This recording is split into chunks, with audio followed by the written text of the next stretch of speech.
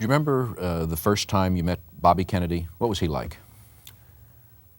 Well, Bobby Kennedy I met when he was working for Joe McCarthy. See, I was an investigator and so was he. He was very intense, very different from Jack. In fact, Alice Longworth had a priceless comment about the three. I think she said Jack Kennedy was like a debonair, I remember Alice Longworth used to describe the three Kennedy brothers, and she used to revel in how different they were. She said Jack Kennedy was a debonair man of the world, a movie star, and Bobby Kennedy was an 18th century Jesuit priest, and Teddy Kennedy was a gregarious Irish politician. And I think that says it well. Bobby Kennedy was humorless. I've often heard Jack Kennedy laugh and tell funny things. I didn't know Bobby that well, but from what I've been reading about him, he was very intense, very hardworking, very dedicated. But he could be dedicated to anything he was in at the particular time. He was totally dedicated to McCarthy and what he was doing.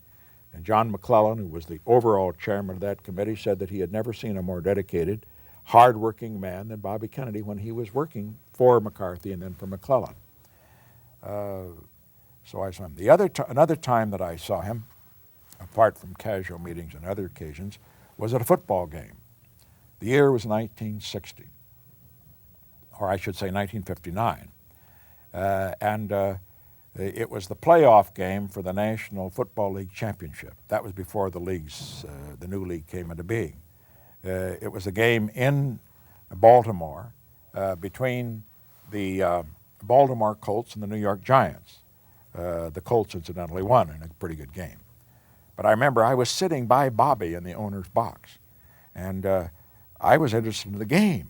Bobby went into the game. He never talked about the game.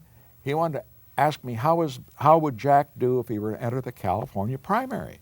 It was a long way off. I said I thought he would do well, which I believed at that particular point.